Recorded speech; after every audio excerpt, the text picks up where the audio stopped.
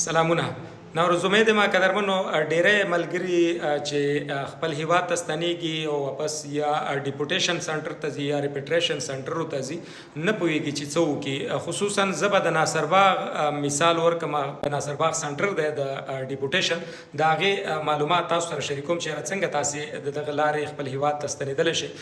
کله چې تاسې ټوکن راخستی وي، کوم تاریخ یې تاسو ته درکړی دی، نو تاسې په خپل وخت باندې د ناصرباغ ډیپوټیشن سنټر یا د بیرته ستنېدنې چې کوم مرکز دی هغلته ځان ورسوئ، سره له ټول فامیل ټول هغه تعداد پورې چې تاسو په ټوکن کې اچولی دی.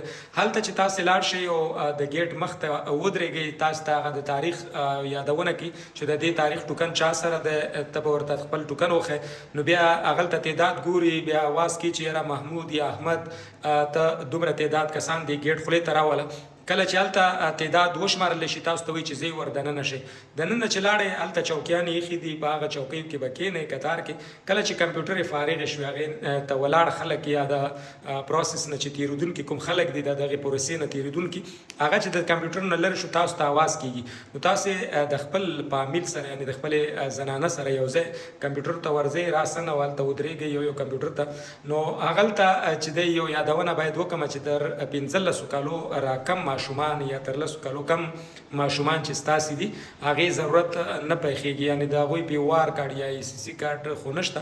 پی او آر کارډونه شو یا د ویکسین کارډونه، د هغې هېڅ ضرورت نشته او نه هغلته د دوی ګوتې لګول کېږي یا د دغې پروسې نه هغوی نه تېرېږي، بلکې یوازې تاسې ورته خپل د فامیل تعداد ښوولی شئ چې یاره احمد فامیل چې دی 8 دی، 10 دی، 12 دی، یا محمود چې دی هغه 6 دی، 15 دی، 3 دی. نو دغه تعداد ورته ښوولی کېږي. کله چې د دغې پروسې نه تاسو فارغ شوئ، همدلته پلنګوچونه ولاړ وي، تاسې په دغه پلنګوچونو کې چې دی 18 یا 15 کسان چې دی تیاری او بیرته بیایي. که فرض که دغه پروسه کې چې دی خلک زیات وي، رش وي او په تاسو باندې شپه راغله یا بېګاني تاسې لاړئ، هلته د شپې بندوبست چې دی مثلا درۍ شو، بالغ شو، توشک شو، دا د خپل کار دی.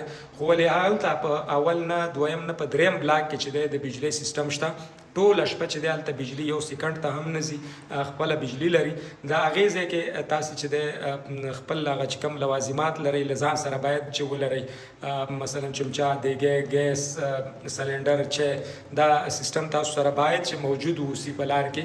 نو د دغه ځای نه چې کله تاسې پروسس وشو، پلنګوچ کې کېناستئ، راسن خپل علاقې ته ځئ. ډېری خلک پوښتنه کوي چې د ټرک سره یا د کډې بار وړونکي لارۍ سره، نو دغه ځای کې هم تاسې چې دی یو کس ریکویسټ کولی شئ چې زه غواړم له خپل ټرک سره لاړ شم. نو تاسو کوزئ، دلته یو کس به کوز شي د لارۍ ته او نوره فامیل به تاسو تورخم ته ورسئ. 0 پوینټ ته چې ورسېږي، هغلته ستاسې ته درکړی ټوکن چې دی هغه